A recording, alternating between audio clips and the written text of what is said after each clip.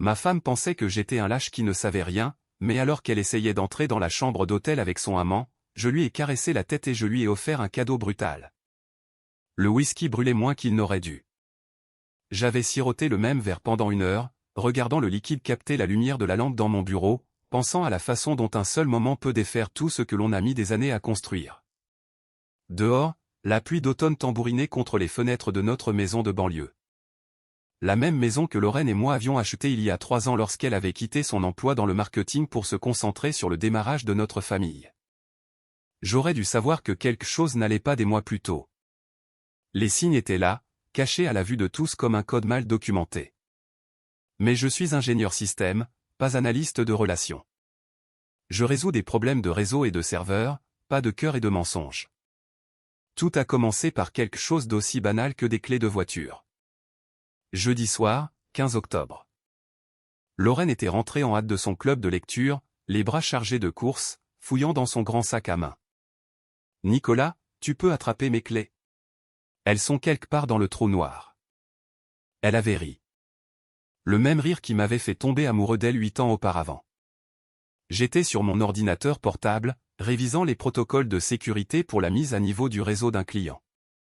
Assez simple. Atteindre son sac, trouver les clés, retourner au travail. Mes doigts passèrent devant son portefeuille, son baume à lèvres, ses mouchoirs, les débris habituels de la vie quotidienne. Puis ils trouvèrent quelque chose qui me coupa le souffle.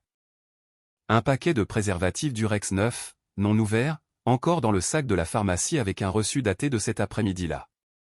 Le monde a basculé, pas de façon spectaculaire, pas comme dans les films où tout s'écroule au ralenti.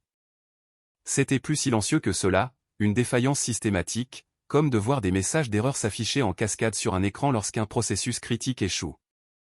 Lorraine et moi essayions de concevoir depuis plus d'1 an. Elle avait acheté des kits d'ovulation, suivi ses cycles, planifié nos moments intimes. Elle avait fait des recherches sur les régimes de fertilité, les vitamines prénatales et les noms de bébés. Elle m'avait montré des tableaux Pinterest de design de chambres de bébés et avait parlé de laisser de la place dans notre budget pour les visites pédiatriques. Pourquoi une femme désespérée de tomber enceinte achèterait-elle des préservatifs? Tu les as trouvés, appela Lorraine depuis la cuisine, sa voix empreinte de cette gaieté légèrement forcée qu'elle avait développée récemment. Oui, je les ai, répondis-je. Ma voix semblait normale. Formation en gestion de crise. Maintenir les systèmes en fonctionnement pendant que vous diagnostiquez le problème. Je remis les préservatifs exactement là où je les avais trouvés, sous une pile de reçus, et portai ses clés à la cuisine. Lorraine rangeait les courses avec une efficacité mécanique, ses mouvements rapides et déterminés. Elle avait changé de coiffure récemment. Des mèches subtiles qui captaient la lumière du plafond différemment. Quand avait-elle fait ça? Comment était le club de lecture, demandai-je, étudiant son visage à la recherche d'indices. Oh, tu connais Sophie et son drame. Jeanne a encore apporté cette salade de quinoa. Elle ne me regarda pas, se concentrant intensément sur l'arrangement des pots de yaourt dans le réfrigérateur. Son alliance capta la lumière. Elle la portait toujours, mais j'avais remarqué qu'elle l'enlevait plus fréquemment à la maison, prétextant qu'elle la serrait. J'avais assisté à suffisamment d'événements de son club de lecture pour connaître les femmes par leur nom, mais dernièrement, elle était restée vague sur les détails. Quand j'avais posé des questions sur la sélection actuelle le mois dernier, elle avait trop hésité avant de mentionner un roman d'amour que je ne l'avais jamais vu lire. Quel est le livre ce mois-ci, insistai-je. Une autre pause. C'est Nous faisons un classique, quelque chose de Jane Austen. Elle ferma le réfrigérateur avec plus de force que nécessaire. Je suis épuisé. Je crois que je vais prendre un bain et me coucher tôt. Jane Austen, assez vague pour être crédible, mais je lui avais offert un exemplaire de la première édition des Orgueil et Préjugés, pour notre anniversaire il y a 2 ans. Il était toujours sur sa table de nuit, le marque-page positionné exactement là où elle l'avait laissé après avoir lu les 3 premiers chapitres. Cette nuit-là, je restais éveillé à côté d'elle, écoutant sa respiration, cataloguant tout ce qui avait changé ces derniers mois, son intérêt soudain pour aller à la salle de sport 3 fois par semaine, de nouveaux sous-vêtements. Des articles en dentelle qui remplaçaient son coton pratique habituel, la façon dont elle était devenue protectrice de son téléphone, l'emportant à la salle de bain, le gardant face cachée pendant le dîner. Le plus révélateur fut le changement dans son enthousiasme pour notre projet de bébé, où elle était autrefois celle qui suivait les fenêtres d'ovulation et planifiait l'intimité. Dernièrement, elle semblait distraite lors de nos tentatives de conception. Faisant les choses machinalement, mais mentalement ailleurs. Je suis méthodique de nature. C'est ce qui me rend bon dans mon travail. Quand un système présente un comportement anormal, on ne l'ignore pas. On enquête. On collecte des données. On identifie la cause profonde. Lorraine bougea à côté de moi, se tournant dans son sommeil. L'horloge numérique affichait 2h47 du matin, projetant sa lueur rouge sur le plafond de notre chambre. J'ai toujours été bon pour résoudre les problèmes. Celui-ci prendrait juste du temps. Le lendemain matin, j'eus l'impression de faire de la maintenance sur un système en direct. Tout devait fonctionner normalement pendant que je menais mon enquête. Lorraine sortit de la salle de bain dans son peignoir en éponge, les cheveux mouillés par la douche, ressemblant à la femme que j'avais épousée. Mais maintenant, j'analysais son comportement à travers un filtre différent. Le café est prêt, dis-je, lui tendant sa tasse préférée, celle avec le labrador de dessin animé qui disait « La vie est meilleure avec un chien », que nous avions acheté lors de notre voyage à Bordeaux le printemps dernier. Merci, chérie. Elle accepta la tasse, ses doigts effleurant brièvement les miens. Je remarquai que son alliance avait de nouveau disparu. La bague est chez le bijoutier, demandai-je d'un ton désinvolte. Toujours en cours de redimensionnement. Ils ont dit une semaine de plus. Elle se dirigea vers la fenêtre, évitant mon regard. Des projets pour aujourd'hui. Je gardai mon ton désinvolte tout en ouvrant mon ordinateur portable pour vérifier les alertes nocturnes des systèmes clients. Je rencontre Jeanne pour déjeuner, puis quelques courses. Oh, et le supermarché encore. J'ai oublié le lait hier. Elle se déplaçait dans la cuisine avec une efficacité routinière, préparant son petit déjeuner habituel de yaourt grec et de granola. Jeanne, du moins, c'était quelqu'un que j'avais réellement rencontré, contrairement à la liste croissante d'amis mystérieux qu'elle mentionnait dernièrement. Quand j'avais suggéré des activités de couple avec ses nouveaux amis, Lorraine avait toujours des excuses. Ils étaient en plein divorce, n'étaient pas prêts à socialiser en couple, avaient besoin de temps entre copines. Après que Lorraine fut partie déjeuner avec Jeanne, je pris une décision qui aurait horrifié le mari confiant que j'étais 48 heures plus tôt. Je me rendis à la Fnac et achetai un petit traceur GPS en espèces, du genre commercialisé pour les parents âgés ou les adolescents, techniquement légal puisque la voiture était enregistrée à nos deux noms. Cet après-midi-là, j'appelai maître Hélène Girard, une avocate spécialisée en divorce dont j'avais trouvé le nom grâce à une recherche discrète sur Google. Son bureau était en centre-ville dans un immeuble qui abritait des sociétés de gestion de patrimoine et des enquêteurs privés. Maître Hélène avait des traits acérés et était directe, probablement dans la cinquantaine, avec des cheveux gris acier et des yeux qui avaient vu toutes les variations de la trahison humaine. Monsieur Dubois, merci d'être venu. Vous avez mentionné au téléphone que vous soupçonniez votre femme d'avoir une liaison. Je sais qu'elle en a une. J'expliquai l'histoire des préservatifs, les changements de comportement, le réseau croissant d'activités mystérieuses. Maître Hélène prit des notes sur un bloc-notes, son expression professionnellement neutre. L'adultère affecte la répartition des biens dans cet état, dit-elle. Mais nous aurons besoin de documentation, de photos, de communication, de témoignages de témoins. Plus vous pourrez fournir de preuves, meilleure sera votre position. Et notre maison, nos investissements, demandai-je. Les biens matrimoniaux sont divisés, mais une infidélité documentée peut influencer la décision du tribunal quant à qui obtient quoi. La maison, les véhicules, les comptes de retraite, tout est potentiellement négociable si nous pouvons prouver qu'elle a violé le contrat de mariage. Je sentis quelque chose de froid s'installer dans ma poitrine. De quoi avez-vous besoin de ma part? Tout ce que vous pouvez documenter sans enfreindre la loi. Les relevés téléphoniques si vous y avez accès. Les relevés financiers montrant des dépenses inhabituelles et si vous pouvez les prendre ensemble. Elle fit glisser une carte de visite sur le bureau. Cet enquêteur est excellent, discret. Je n'ai pas besoin d'un enquêteur, répondis-je. Maître Hélène haussa un sourcil. Monsieur Dubois, je comprends que vous soyez en colère, mais cela exige un professionnel. Je suis ingénieur système. Je sais comment collecter des données. Je mis quand même la carte de l'enquêteur dans ma poche. Ce dont j'avais besoin, c'était d'une stratégie juridique.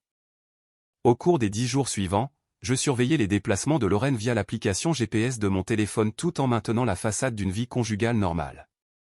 Ses habitudes quotidiennes étaient pour la plupart prévisibles. Salle de sport, courses, déjeuner avec divers amis. Mais il y avait des anomalies. Des arrêts à des endroits qui ne correspondaient pas à ses activités déclarées. Une absence de 40 minutes à ce que Google Maps identifiait comme une adresse résidentielle de l'autre côté de la ville. Une visite de 2 heures à un café qui, lorsque je suis passé plus tard, était clairement fermé pour rénovation. La preuve la plus accablante provenait de nos relevés de cartes de crédit partagées. Des charges que j'avais initialement négligées formaient maintenant un schéma.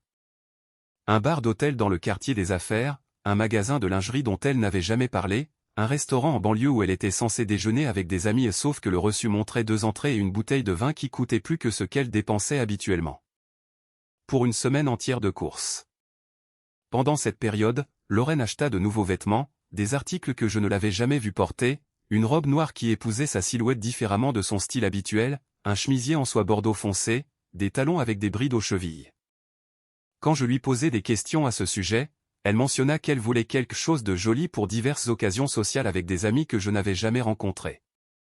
Le mercredi 25 octobre, j'avais suffisamment de preuves pour remplir une chemise cartonnée. Le jeudi, je m'étais préparé à la confrontation que je savais imminente.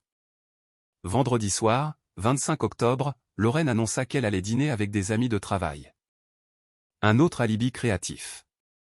Elle était au chômage depuis 3 ans, se concentrant sur nos tentatives de fonder une famille. Quels collègues, demandai-je. Oh, juste quelques femmes de mon ancienne agence de marketing. Nous essayons de nous retrouver une fois par mois. Elle se maquillait à sa coiffeuse, se transformant en quelqu'un que je reconnaissais à peine. La robe noire, les nouveaux talons, ses cheveux coiffés en vagues lâches qui encadraient son visage différemment. Je pensais que tu avais perdu le contact avec la plupart d'entre eux, répondis-je. Nous nous sommes reconnectés sur Facebook. Elle rit, mais cela sonnait creux. Tu sais comment les réseaux sociaux rapprochent les gens. Je regardais ma femme se préparer à rencontrer un autre homme tout en mentant au sujet d'un dîner avec des anciens collègues fictifs. Le traceur GPS était fixé sous le pare-chocs arrière de sa voiture, caché de la vue, mais transmettant sa position toutes les 30 secondes. Cette nuit-là, je restais dans mon bureau, surveillant ses mouvements sur mon téléphone. Le point bleu qui représentait la voiture de ma femme se déplaçait sur la carte numérique, se dirigeant non pas vers un restaurant ou une réunion, mais vers l'autoroute. 25 minutes plus tard, elle arriva au relais du Crépuscule, un motel en bord de route à 15 miles de notre banlieue. Je pris les papiers de divorce que maître Hélène Girard avait préparés et me dirigeai vers ma voiture. Le relais du Crépuscule n'était pas le genre d'endroit que l'on trouverait dans les guides touristiques. Un seul étage, probablement construit dans les années 1970 avec des murs en stuc rose et un panneau, vacancy, néon qui clignotait par intermittence. Le parking était à moitié vide, la plupart des places occupées par des camions longue distance et des voitures qui avaient connu de meilleurs jours.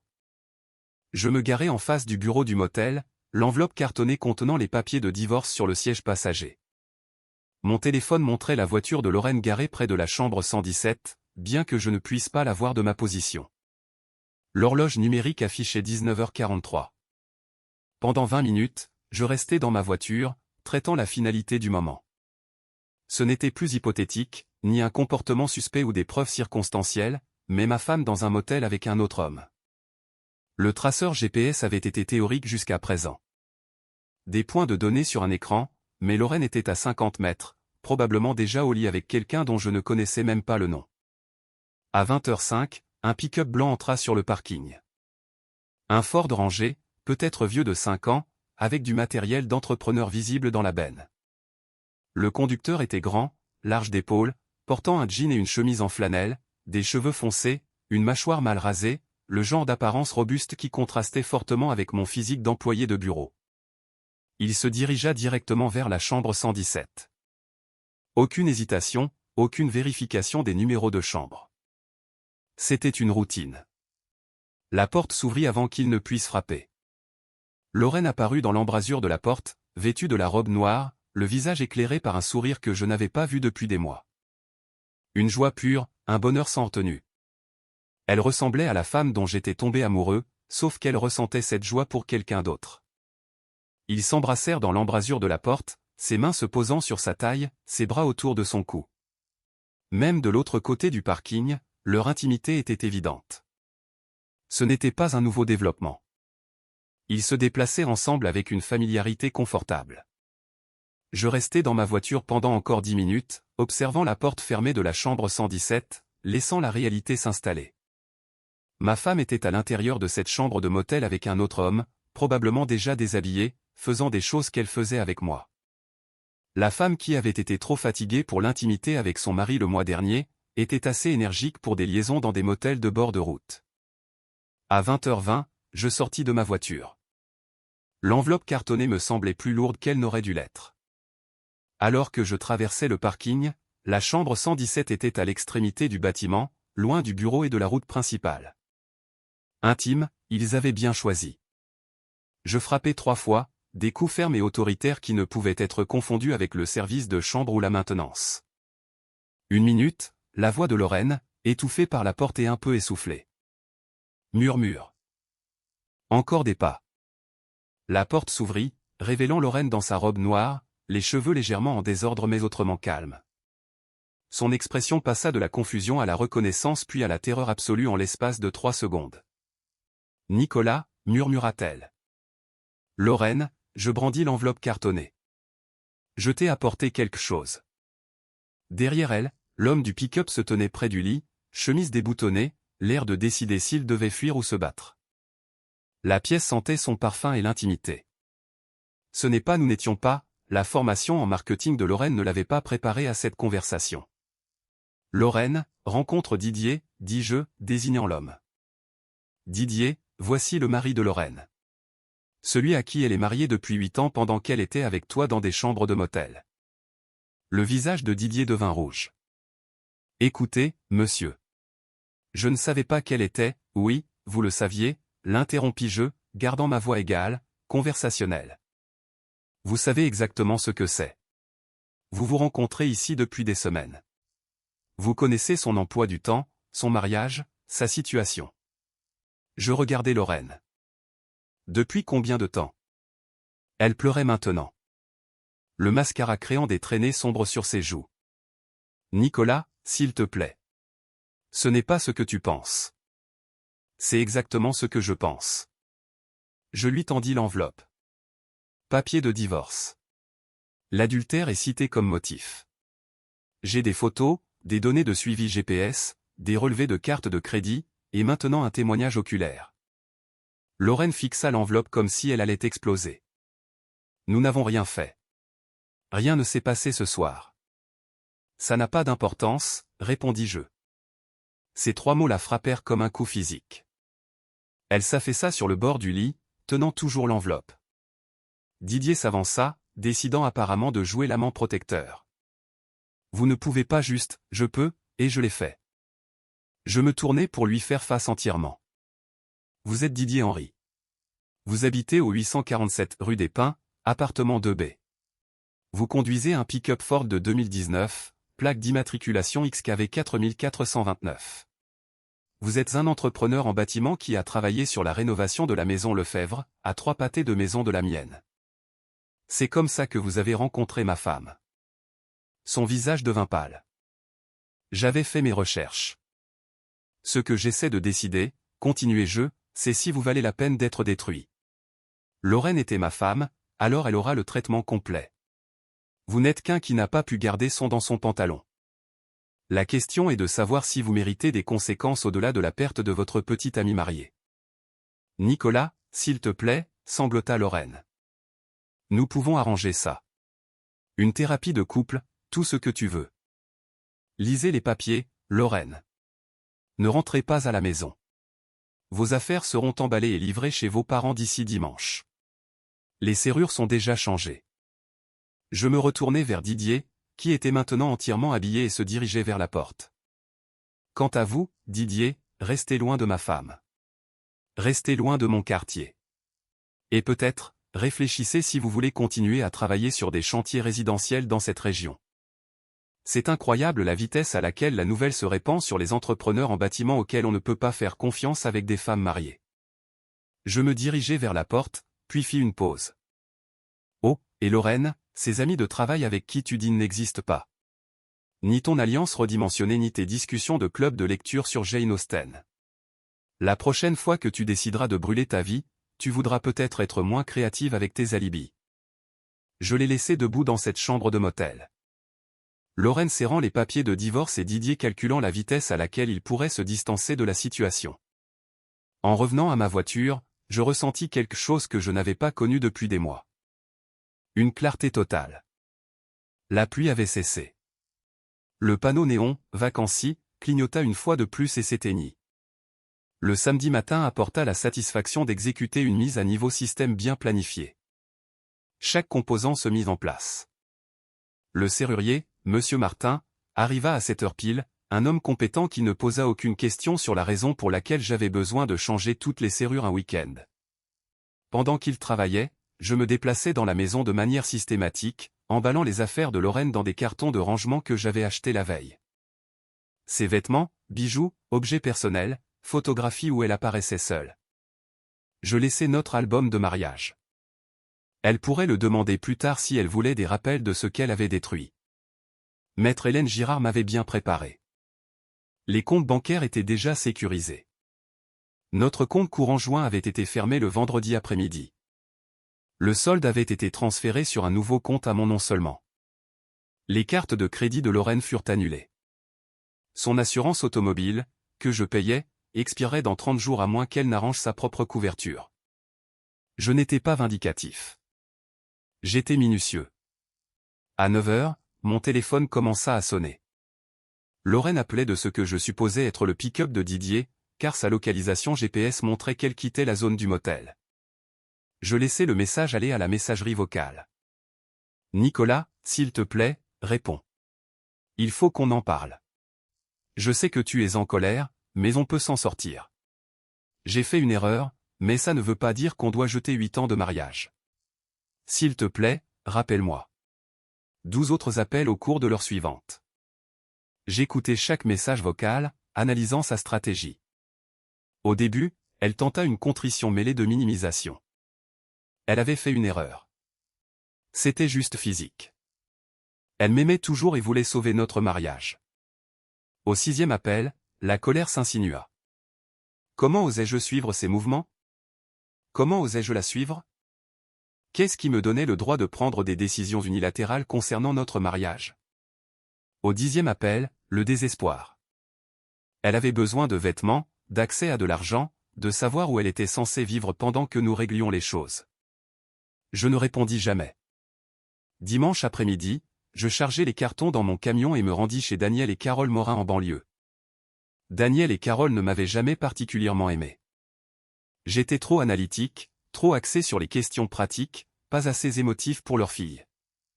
Aujourd'hui, ils allaient apprendre à quel point je pouvais être émotif. Carole ouvrit la porte, son expression passant de la surprise à la confusion en voyant les cartons. Nicolas, qu'est-ce qui se passe? Lorraine a appelé hier, mais elle était tellement bouleversée que nous pouvions à peine la comprendre. Lorraine a eu une liaison, dis-je simplement. Elle a rencontré un entrepreneur en bâtiment nommé Didier Henry dans des motels pendant au moins 2 mois. Je les ai surpris vendredi soir. Ce sont ses affaires. Daniel apparut derrière sa femme, son visage se durcissant déjà. Attendez. J'ai de la documentation. Je posai le premier carton et tendis à Carole une chemise cartonnée. Reçu de carte de crédit, données de suivi GPS, photographie. Lorraine a choisi de détruire notre mariage. Je choisis de protéger mes biens. Carole ouvrit la chemise, parcourant les preuves avec une horreur croissante. Les reçus de restaurant, les frais d'hôtel, la chronologie que j'avais construite montrant les mouvements de Lorraine au cours du mois dernier. Ça ne veut pas dire que tu dois divorcer d'elle, dit Daniel. Mais sa voix manquait de conviction. Les gens font des erreurs. Ce n'était pas une erreur. C'était une tromperie calculée qui a duré des mois. Je posai un autre carton. Elle a créé des alibis fictifs élaborés. Elle a acheté de nouveaux vêtements pour lui. Elle m'a dit qu'elle essayait de tomber enceinte tout en achetant des préservatifs pour son amant. Carole pleurait maintenant, tenant toujours la chemise de preuve. Où est-elle? Probablement avec Didier, essayant de trouver sa prochaine étape. Elle m'a appelé 17 fois depuis hier. Je n'ai pas répondu. Je passais les 20 minutes suivantes à décharger les cartons pendant que les parents de Lorraine digéraient la destruction du mariage de leur fille. Ils posèrent des questions auxquelles je répondis factuellement. Depuis combien de temps je savais? Quel était mon plan? Y avait-il une possibilité de réconciliation? Non, répondis-je à la dernière question. Lorraine a fait son choix. Elle a choisi Didier plutôt que moi. A choisi la tromperie plutôt que l'honnêteté. A choisi de risquer tout ce que nous avions construit pour des relations sexuelles dans une chambre de motel avec un entrepreneur en bâtiment. Je ne fais que répondre au choix qu'elle a déjà fait. Alors que je partais de la maison des Morins, mon téléphone vibra avec un message texte d'un numéro inconnu. C'est Didier. Il faut qu'on parle. Je supprimai le message sans répondre. Le lundi apporta de nouveaux défis. Lorraine avait apparemment passé la nuit de dimanche chez ses parents car Carole Morin appela mon bureau à 10 heures. Nicolas. Lorraine a besoin d'accéder à de l'argent juste pour les nécessités de base. Nourriture, essence, un endroit où rester pendant que vous deux réglez cela. Nous ne réglons rien, Carole. Lorraine a un diplôme universitaire et une expérience professionnelle. Elle peut trouver un emploi, répondis-je. Elle ne peut pas juste recommencer à zéro sans rien. Je la coupai. Elle n'a pas commencé avec rien. Elle a commencé avec un mari, une maison et un mariage stable. Elle a choisi de tout risquer pour une liaison. Parfois, on perd. L'appel de Didier arriva le mardi soir. Je révisais des rapports de sécurité réseau lorsque mon téléphone sonna, affichant le même numéro qui avait envoyé le message. Cette fois, je répondis. Il faut qu'on parle, dit Didier sans préambule. Non, nous n'avons rien à nous dire, répondis-je. Écoutez, monsieur, je ne connaissais pas toute la situation. Lorraine m'a dit que vous étiez séparés, pratiquement déjà divorcés, et vous l'avez cru, demandai-je. Elle semblait, je veux dire, elle était toujours émotive à votre sujet, à quel point vous ne la compreniez pas, à quel point le mariage était fini, mais vous étiez trop têtu pour l'admettre. Je laissai le silence s'étirer, forçant Didier à le combler. Le fait est que je me suis retrouvé mêlé à quelque chose que je ne comprenais pas entièrement. Je ne suis pas le méchant ici. Vous étiez avec la femme d'un autre homme dans des chambres de motel, Didier. Vous êtes exactement le méchant ici, criai-je. Elle a dit, balbutia-t-il.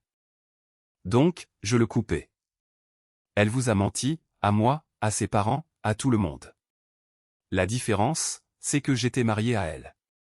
Vous n'étiez que pratique. Je tiens à elle, répondit-il. Alors vous comprendrez pourquoi vous devez rester loin d'elle. Lorraine fait face aux conséquences de ses choix. Ne laissez pas ces conséquences devenir les vôtres. Je raccrochai avant qu'il ne puisse répondre. Le mercredi apporta le développement le plus satisfaisant. Maître Hélène Girard appela avec une mise à jour sur la procédure de divorce.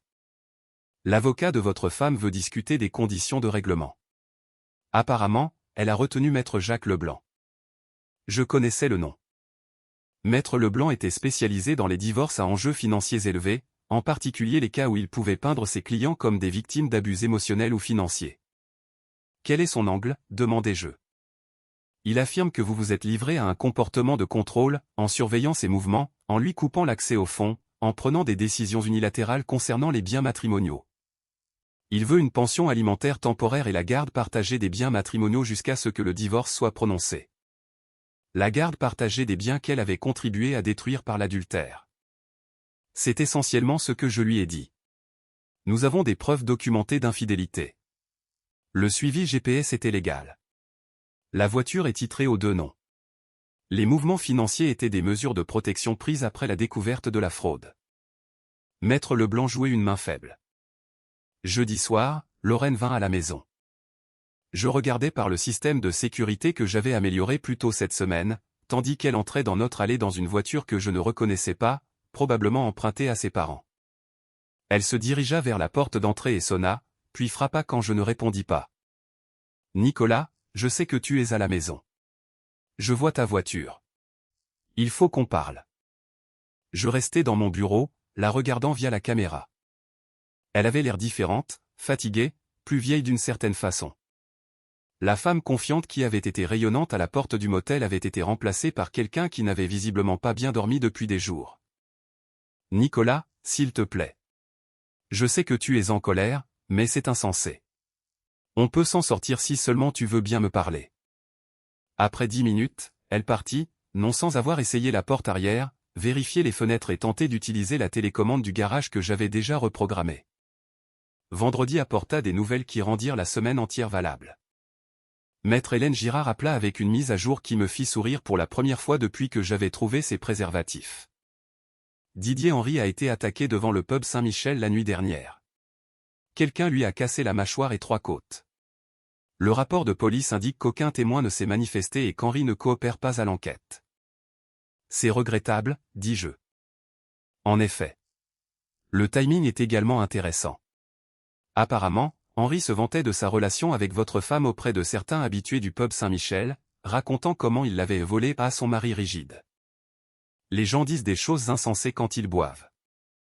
Ils le font, surtout quand ils ne réalisent pas qui pourrait écouter. Le pub Saint-Michel est un bar ouvrier, Nicolas. Beaucoup d'hommes mariés n'apprécient pas d'entendre parler d'affaires. Je n'avais pas mis les pieds au pub Saint-Michel.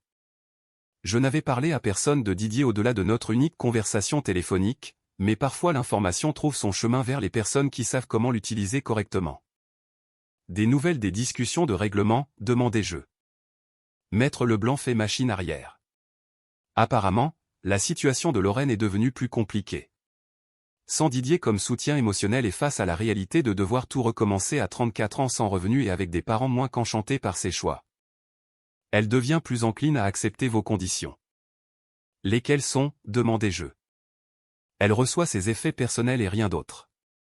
Pas de pension alimentaire, pas de droit sur la maison ou les comptes de retraite, pas de division des biens acquis pendant le mariage.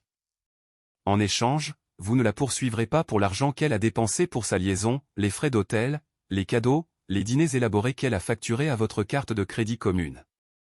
C'est plus que juste. C'est généreux. La plupart des hommes dans ma situation lui prendraient le dernier sou. Ce soir-là, je m'assis dans mon bureau avec un nouveau verre de whisky, passant en revue les accomplissements de la semaine. Les affaires de Lorraine retirées de notre maison. La procédure de divorce avançant à des conditions favorables. Didier Henry apprenant que les actions ont des conséquences. La maison était calme, organisée, efficace, chaque système fonctionnant comme prévu. J'avais résolu le problème. 6 mois plus tard, je dors toujours sur le côté gauche du lit. C'est plus une habitude qu'un sentiment. 8 ans de mariage créent des schémas qui perdurent au-delà de la relation elle-même. La maison reste exactement telle qu'elle était, moins les affaires de Lorraine et les photographies que j'ai données à une association caritative. Je n'ai fait aucun effort pour redécorer ou revendiquer l'espace comme étant exclusivement le mien. C'est simplement ce que c'est, une maison où un couple marié vivait autrefois, maintenant occupé par un homme divorcé qui a appris à ne pas faire confiance sans vérification. Le divorce a été prononcé en février. Lorraine a signé les papiers sans contestation, ne prenant que ses effets personnels et une voiture que ses parents l'ont aidé à acheter. Elle avait trouvé du travail dans une agence de marketing en centre-ville, un poste de débutante, une réduction de salaire significative par rapport à sa carrière précédente, mais c'était un emploi. Selon des connaissances mutuelles, elle avait déménagé dans un studio de l'autre côté de la ville et faisait de son mieux pour recommencer. Je ne l'ai pas revue depuis ce jeudi soir où elle se tenait sur notre porche, implorant une conversation. Je n'ai pas entendu sa voix depuis le dernier message vocal qu'elle a laissé 3 semaines après notre confrontation au motel. Dans ce dernier message, son ton avait évolué de la colère à la résignation. Je sais que tu ne me pardonneras jamais, Nicolas. Peut-être que je ne mérite pas le pardon, mais je veux que tu saches que je suis désolé. Pas seulement d'avoir été prise, mais pour tout. D'avoir jeté ce que nous avions pour quelque chose qui ne signifiait rien. J'ai supprimé le message sans le sauvegarder. Le rétablissement de Didier Henry a pris plus de temps que prévu. Une mâchoire cassée nécessite une intervention chirurgicale et 3 côtes fracturées ont compliqué sa respiration pendant des semaines. Il n'avait pas pu travailler pendant 2 mois, ce qui, dans l'industrie de la construction, signifie des contrats perdus et une réputation endommagée. D'après ce que j'avais entendu via des réseaux d'information soigneusement entretenus, Didier avait cessé de fréquenter le pub Saint-Michel et discutait rarement de sa vie personnelle avec quiconque. Parfois, Les problèmes se résolvent d'eux-mêmes lorsque la bonne information parvient aux bonnes personnes au bon moment. J'ai eu des rendez-vous, bien que de manière occasionnelle, avec des femmes professionnelles qui comprennent les limites et ne posent pas de questions indiscrètes sur mon précédent mariage. Il y a Sylvie, une conseillère financière que j'ai rencontrée lors d'un événement de réseautage professionnel, et Amélie, qui gère les systèmes informatiques pour une entreprise de santé. Les deux relations sont structurées avec des attentes claires et une réévaluation régulière. Je traite les relations comme des protocoles de sécurité. Maintenant, la confiance nécessite une authentification, une vérification et des audits réguliers. L'accès émotionnel est accordé progressivement avec des privilèges définis et des capacités de surveillance. Ce n'est pas romantique, mais le romantisme est ce qui m'a rendu vulnérable à la tromperie de Lorraine. Le traceur GPS que j'avais utilisé pour surveiller les mouvements de Lorraine se trouve maintenant dans mon tiroir de bureau, un rappel des précautions nécessaires. J'ai installé des caméras de sécurité autour de la propriété. Non par paranoïa, mais par compréhension que l'information est une protection, que la connaissance prévient les surprises, et que les surprises sont la façon dont les systèmes échouent. Mon travail s'est étendu. Le bouche-à-oreille se répand dans les cercles professionnels concernant la compétence et la discrétion. Des collègues sollicitent mes conseils en matière de sécurité personnelle, de vérification des antécédents, de protection des actifs numériques. Je suis devenu connu comme quelqu'un qui comprend comment sauvegarder ce qui compte. Les jeudis soirs, je passe devant le relais du crépuscule en me rendant à une réunion client de l'autre côté de la ville. Le motel reste inchangé, mur en stuc rose, panneaux, vacancy, clignotants, la même aura d'arrangement temporaire et de décision douteuse. La chambre 117 est visible depuis le parking, juste une autre porte dans une rangée de portes identiques. Parfois, il y a des voitures garées devant, d'autres personnes faisant des choix qu'elles regretteront. Je ne ralentis pas et ne m'attarde pas sur les souvenirs. C'est simplement un repère, pas différent de tout autre bâtiment le long de cette portion de route. Lorraine a tenté de me contacter 2 fois de plus après la finalisation du divorce. Une fois par l'intermédiaire de sa mère, demandant si j'envisagerais de la rencontrer pour un café afin de discuter de la clôture. Une fois par l'intermédiaire d'un ami commun de notre ancien cercle social, se demandant s'il y avait une possibilité de maintenir une amitié. Les 2 demandes ont été déclinées poliment mais fermement. Le mois dernier, j'ai reçu des informations par un contact professionnel selon lesquelles Lorraine avait été licenciée de son poste de marketing. Des problèmes d'assiduité, selon la source, trop de jours de maladie, trop d'appels personnels, une incapacité générale à se concentrer sur ses responsabilités professionnelles. Elle avait trouvé un nouvel emploi dans un magasin de détail, à temps partiel, au SMIC plus commission. L'information n'était accompagnée d'aucune demande d'action de ma part. Parfois, les gens partagent simplement des mises à jour sur des individus qu'ils savent que vous surveillez. Courtoisie professionnelle entre personnes qui comprennent la valeur de l'intelligence actuelle. Je n'ai rien ressenti en apprenant les difficultés professionnelles de Lorraine. Aucune satisfaction, aucune inquiétude, aucune colère résiduelle. Elle était devenue ce qu'elle avait toujours été destinée à devenir après avoir fait ses choix. Le problème de quelqu'un d'autre à résoudre ou à ignorer. Ce soir, je passe en revue les évaluations de sécurité trimestrielles pour 3 clients d'entreprise, mettant à jour les protocoles en fonction des menaces et des vulnérabilités émergentes. Le travail est méthodique, systématique, intellectuellement satisfaisant. Les problèmes ont des solutions si l'on comprend les systèmes sous-jacents et si l'on assure une surveillance adéquate. La pluie a recommencé, tambourinant contre les fenêtres de mon bureau avec le même rythme que ce soir d'octobre où j'avais découvert des préservatifs dans le sac à main de ma femme. Mais maintenant, le son est simplement la météo, des conditions atmosphériques qui ne nécessitent aucune analyse ni réponse. Je n'ai pas entendu la voix de Lorraine depuis 187 jours. Je préfère ça. La confiance, j'ai appris, devrait toujours venir avec des conditions et une vérification. Même alors, elle est soumise à un examen régulier et à une révocation immédiate en cas de compromission du système. Le whisky a exactement le goût qu'il devrait avoir.